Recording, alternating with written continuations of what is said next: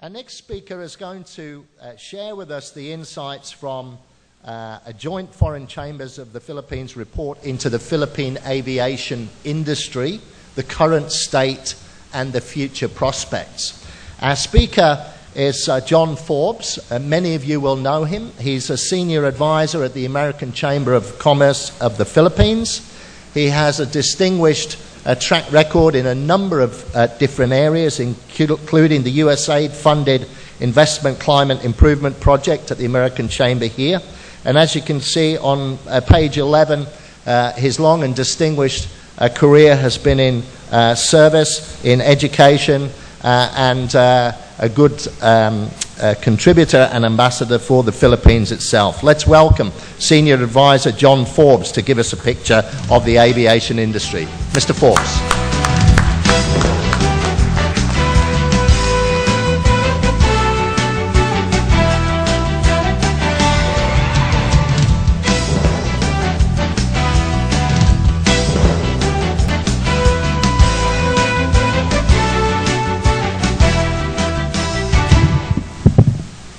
Good morning, everybody. I was just reminded that I spoke about 6 months ago at Subic, but I didn't wear a Clark hat over there.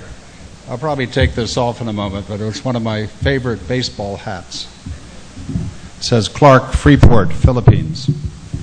First of all, let me start by thanking Mr. Luciano, who's an old friend going back to 20 years ago when he was working with a much smaller Korean airline at the time, and maybe that connection helped it to service Clark, one of the early pioneers here. And also thank Mr. Ben Solis, who's responsible for my being here today, and also for this title, which I'm not entirely sure I'm going to follow literally. My friends with Clark Global City, led by Mr. Dennis Wright. I saw my old friend Maan Hontaveras. Maan, good morning. Great to see you. My friend Mr. Faustino of the Asia Foundation, and Vic Limligan, who's another fellow speaker today. A new friend who's speaking about Aerotropolis today, Mr. Brady. And I bought his book. I was going to hold it up, but we left it in the car. We were reading it coming up here, and I would encourage it. I read the first chapter. It's not a heavy book to read. It's very, very well written in journalistic style. My colleague from the Board of Investment in Manila at DTI, Faye Agoncillo Reyes, and I'm sure there are other old friends in the audience here today. Good morning. I've been given 45 minutes, and I don't know if there's an open forum or not, but I do have some slides, and maybe if this works. Where do I point it at? Anywhere. Really? Anywhere. I put it there. Okay. I want to say I've seen the worst here, and I've seen the best, and I hope for the best. So I'm going to be a little nostalgic and personal in talking about Clark. Then I'm going to talk a little bit about Clark since 1991, 1992, which was the time when the U.S. forces were departing. And I'll also talk in the context of Subic, because I think it's extremely important to keep in mind that there's an integrated area, an integrated opportunity here for the Philippines between the airport of Clark and the seaport of Subic. And then a little bit about the future, conclusions, and more in the way of questions for the people that are based at Clark. This audience is largely people that are working here and have their careers here, have their families here, have their heart in Clark. I guess, and this is not in the slides, that I first came up here in 1971. I was thinking today, as I came up on the NLEX, how I used to come up on the MacArthur Highway, and I might not advise any new investor to come up on the MacArthur Highway today. It's called the MacArthur Highway because that was the route that he took when he arrived in Lingayen Gulf and went back to Manila during his I Return to the Philippines campaign. I also came up here by helicopter when the 13th Air Force would land routinely, as did the Navy from Subic, at the helipad at the U.S. Embassy. More recently, I came up on the NLEX, which was built, if I recall correctly, in the late 70s. And of course, now you have SETEX that will take you all the way to Subic. In fact, I must confess, the only time in my life I've driven 100 miles an hour was taking a journalist from the Wall Street Journal over to Subic at 7 o'clock on Sunday morning before the radar was turned on, when I had the SETEX totally to myself. And what a joy. There you are in the slopes of Pinatubo, you're flying along on the best road in the Philippines, and I thought I was on the Autobahn. So I've come here many, many different ways. I've landed in different aircraft. I've flown from the old MATS terminal to Hong Kong. And, in fact, on one flight, one of the engines conked out halfway over the South China Sea coming back. That MATS terminal, as you know, is now the core of the low-cost carrier terminal here at Clark. And in the future, one can imagine flying a 787. I mean, flying to Dubai is important, very significant, but you can see that it can lead at some point to a direct nonstop flight to New York or to Chicago or to Miami or to Dallas, because the 787, maybe not fully loaded, I understand, has the range to go that far. I recall in particular one visit here which occurred in March of 1992. Now, if you recall, Pinatubo was in mid-91, and there'd been an earthquake in mid-1990. I came on a Philippine Yui. I was part of a World Bank mission that was looking at the conversion of the bases here. The U.S. government, because of restrictions, and I think because of political ill will at that time, was not going to finance the conversion of Clark and Subic. And Ambassador Emmanuel Pelaez turned to the World Bank, and the World Bank, as you know, sent a mission here. They looked at Subic. Subic looked more promising than Clark. The ash was all gone. The structures that had been demolished by the ash had been torn apart and the like. Alex Melcher, who was in charge of the base conversion at that point, said to the mission, "You can't return to Washington unless you visit Clark." So he gave us a Yui and we flew up here, the head of the mission and myself. I did not come back to Clark for years because I was so depressed on that occasion. It was covered with ash. It had been looted. Of course, the looting, I think, calling in from Olongapo and having a chap, I don't remember his name, had been with the U.S. Geological Service, who'd been out here for a year watching Pinatubo, predicting its eruption, talking to Dick Gordon, talking to the mayor here, saying you've got to take precautions if it erupts. The mayor here later was recalled because he didn't take precautions. Dick Gordon was so worried about it that he was on the phone while the eruption was going on, and we said, "Dick, you don't have to evacuate the population because you have mountains in between Pinatubo that will stop any protoclastic flow." They got more ash at Subic than at Clark, but you didn't get the protoclastic flow. That's out in the rivers. You see it today. If you go up here to Bambam, that used to be a gorge. You used to go over a bridge, it was narrow and deep. Now it's wide and shallow. So that was the worst, and of course the other clippings are from the Washington Post in that period, showing Frank Wisner, who was the ambassador at the time. They were turning over the flag to the Philippines for the possession, and that was before the eruption, and then that bad story about looting I referred to earlier. And then better times have been coming since 1995. I found in my files, and I brought it up here to present to SEOC and CDC, a document by BCDA dated 15 January 1993.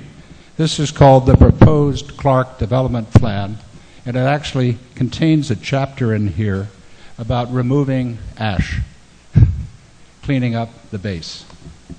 And Clark did all of this without World Bank aid.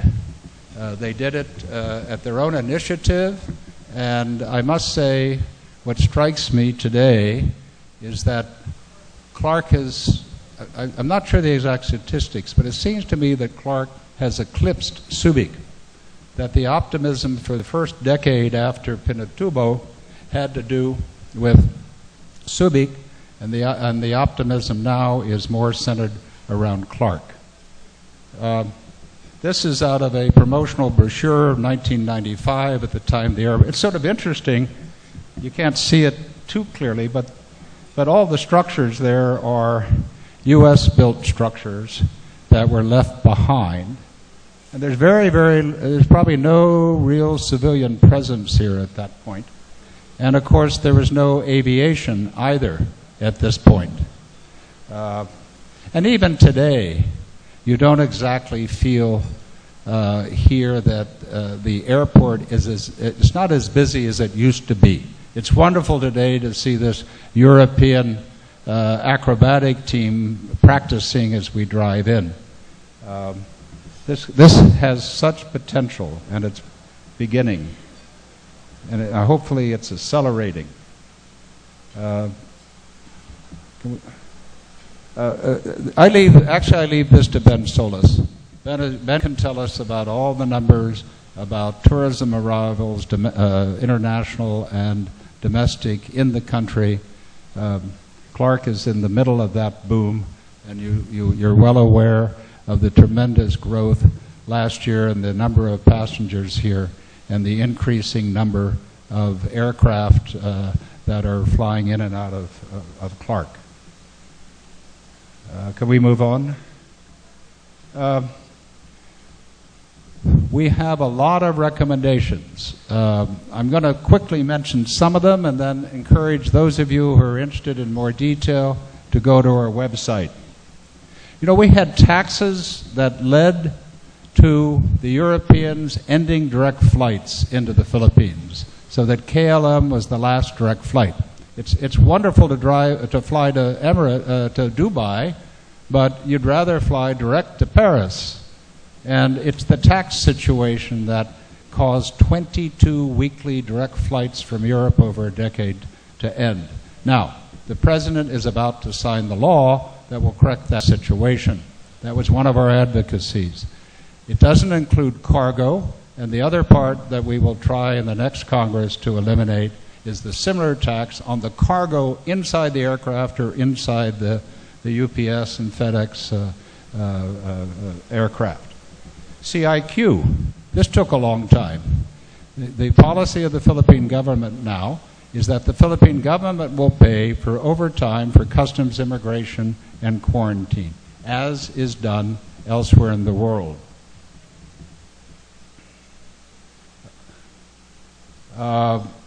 This is not going on. We want to eliminate the travel tax.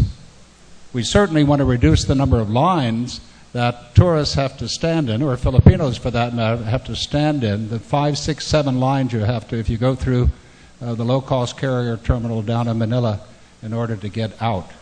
And some of that's been done for international domestic flights where you can build the airport tax into the ticket price. We haven't achieved doing that yet for the international flights. We really are having difficulty with getting Bureau of Immigration to want to reform. In fact, it's really gone backwards somewhat. I think Bureau of Immigration has become more bureaucratic in the last couple of years. We're getting a lot of complaints about it.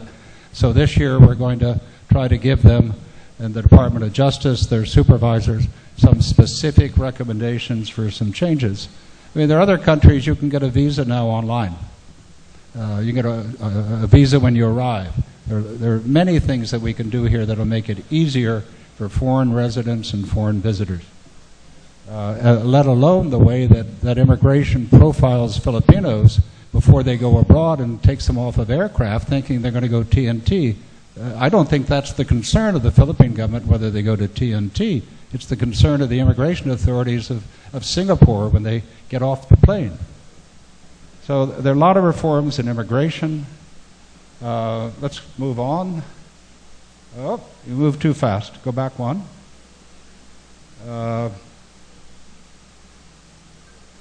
Move on. Public insurance portability means that in the U.S., you can use your insurance for operations here. If you're 65 and a U.S. citizen or permanent resident and entitled to Medicare, under current law, you can only do that in the United States. If you're in Guam for some operations that are not available in Guam, you can fly over here to do it. But if we or if the EU or the Japanese, etc., for older people can use that public insurance here, where I just had an operation at Makati Med. That's why I'm carrying this bandage. It's a fraction of the cost as it is in the United States. My private insurance covers that, but the Medicare does not. So that's an advocacy we have. We have it very strongly with Ambassador Kwesi in Washington and Philippine American groups. It's a tough one, but if you can support it with your connections and congressmen in the United States, we'd appreciate it. All right, integrated retirement facilities. Clark is on the list. We have a we're the good housekeeping of retirement facilities with the European, American, Korean, and Japanese chambers in Washington. We have recommendations on airports. Again, you can see them. A lot of this is focused on Manila, but the second one here is to make Clark the primary international gateway and connect with a high-speed rail. Well, we rate that as going backwards, and I think we're rethinking it. In fact, this was under discussion with the Secretary yesterday. The department is preparing options for the President. To me, it's highly unusual that a government does not have a clear strategy at a point when airline traffic is growing so rapidly in the region of Asia. This is unlike the other countries. Even Burma now, Myanmar, Yangon has a new airport. Hanoi has a new airport. I was just in Tanzania a few weeks ago. I was in Siem Reap a few weeks ago. Everywhere, Jakarta is going to build a new airport. We're not sure of what our policy is, but Secretary Abaya did assure us that there are a series of options being prepared for the President. Our position is a dual airport, even a tri-airport. You have a region that is too large to just have a single international gateway. Secondly, you have a jewel in having an airport so close in the huge capital city. Who else has that in the region? You have it in Washington, D.C., in Reagan Airport. You have it in New York, in LaGuardia. You have it in San Francisco, and these close-in airports are jewels. So you can't just say that you're going to move to Clark and have all the diplomatic community and the multinational headquarters that are local to Makati have to come up to Clark. That's not good for investment. What you can do is, I think what you're doing is develop Clark as a low-cost. The low-cost carrier traffic is more patient, right? They're not in such a rush. They're not going to fly first class or business class. They're not the guys that you want based in Makati to be regional that are flying in and out 3 times a week, right? I don't think they're going to move up to Clark because the international school and the British school and the Japanese school are all in Fort Bonifacio for their kids. So you need to keep the airport that you have, make it more efficient, and build this airport up because the growth is so fast. You should build Clark as fast as you can. But I think you say 15 minutes, but that's what they said last time. 5, okay. I thought you set the clock back. You need both. And And I think it's happening that way, but maybe someone can tell us when the terminal here is expanding. Or how many people in this room have been in the low-cost carrier in Kuala Lumpur of AirAsia? Right? Isn't that amazing? 132 gates, destinations that you've never heard of in India, etc. I mean, if you have that here, right?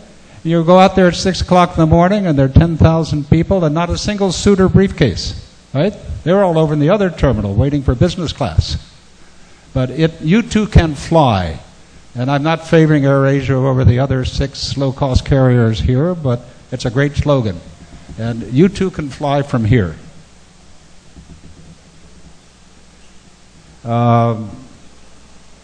Eventually you need a second parallel runway. That's one of these are. I'm going to finish up in 5 minutes now, but I refer you to the book if you're really interested in the analysis that precedes these recommendations. And on Tuesday we release our second annual assessment of the recommendations, and that will be on our website as well. Mind you have to do some homework. The first book is 470 pages. The assessment that's coming out on Tuesday is 250 pages. And I have to thank our friends from AID over here because they've been our partners in this. And on this occasion on Tuesday, the director of AID and the U.S. ambassador will be making an announcement of a 4-year partnership with the American Chamber of Commerce to continue these advocacies. I'll just make a few points here in 3 slides. You know, since 1992, the infrastructure here that was left behind by the American taxpayer is tremendous. Nothing else like it exists in Southeast Asia. It may exist in Korea or Japan, but the forces are still there. Obviously, I didn't agree with the departure of the forces. I was for a win-win situation in which we had a civilian and military solution, something like Frankfurt Airport, which used to be joint military-civilian, but grew so much that the military eventually had to leave to go elsewhere. But that's the history of the situation. The infrastructure is there. The military role has been minimized, although I think some is returning to QB point. But the infrastructure is fantastic. Now, it's been 2 decades since that happened. What's happened in 2 decades is positive. I believe the numbers will show that there are more jobs here than when the American military was here. Do I see heads nodding? Chicos, more jobs today. So, congratulations. Most Cold War military bases around the world are empty. This one has been converted. So the only issue, since you've done this well, is how much faster you can go. That's a very important issue for this administration. We have a very good administration trying to do the best, and they want to go faster. They don't want to go just at 6.6%, which was higher. Thailand came in 2 days ago at 6.4%. Indonesia's about the same. So fastest in Southeast Asia, second to China and Asia, but still not fast enough from my point of view. And Faye is smiling. We want more. We want 8%, 9%. Bernie will agree. And the potential is there. It can be done. And Clark can be a very important part of that. So 2 decades, it really has grown. But it's not like Dongguan. I like to talk about Dongguan. It's halfway between Shenzhen and Guangzhou in Guangdong province. And 20 years ago, it was just rice farmers. It was a sleepy village before Gordon Wu put in a toll road. Last year, it exported more than the entire Philippines. How'd they do that? Well, it's cheap labor, predictable environment, Foxconn, growth of Apple, all of these things. But really it's not dissimilar from the area between Clark and Subic. So when I was going down to the talk at Subic, and a week later when I was flying in Asia from Kota Kinabalu, I looked down and I saw the road, similar to Gordon Wu's toll road, but the farmers there are planting the same crops that their ancestors planted under the Spanish. They're planting rice, they're planting corn, they're growing bananas, they're getting coconuts. Exactly the same crops on the same land. The only difference is today they may own the land, but they're still poor. What happened to the farmers in Dongguan? Well, they got jobs, they got rich, and all the workers flooded down from the interior. But now, the thin margin companies in Dongguan, many Taiwanese and others, cannot afford to stay there because the labor costs are going up, other costs are going up. So they're leaving China. They're going into the interior, they're going to Bangladesh. Bangladesh now has 3 million garment jobs. We've lost 500,000 here in the Philippines. We can't compete. But there are other types of relocating operations, leaving China, leaving Japan, leaving Thailand for high costs, for lack of labor in the case of Thailand. So this is an opportunity. Now, in Southeast Asia, the last 2 years, there's been 100 billion of FDI from outside the region coming in. Half of it, more than half of it, goes into Singapore. Indonesia gets the second amount, followed by Vietnam, Malaysia, Thailand. The Philippines gets too small. Now, there's a disagreement on this because BOI is very busy with inbound trade missions, and it has record levels of approvals by the IPAs, BOI and PESA and the other 10 IPAs. So there's a disconnect. So just don't take the BSP figures because that's always in the headlines, low FDI and the UNCTAD data. So there's another truth in between. Faye can tell you exactly what the availment rate is of the BOI, and in fact, Secretary Domingo said that at the economic briefing last week. Well, I still don't think we're getting as much of the potential as we could get, and a lot of that potential can come here. And I gather that you're getting more and more inquiries here, that is rising in terms of companies that are looking to Clark. But I pray that you have a unified a vision of Clark and Subic together. Try to think of it as a unified zone. Try to make it a unified zone. And then try to get that area along the SE-Tex, make it an extension of the Aerotropolis.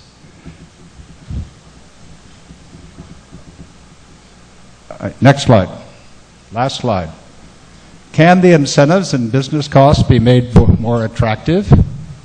Well, do some analysis on that. Talk to the investors, right? The investors that come and look. If they don't come back, find out why they went somewhere else and did not come back and invest. What business costs? What incentives? Don't allow the Department of Finance to eliminate fiscal incentives.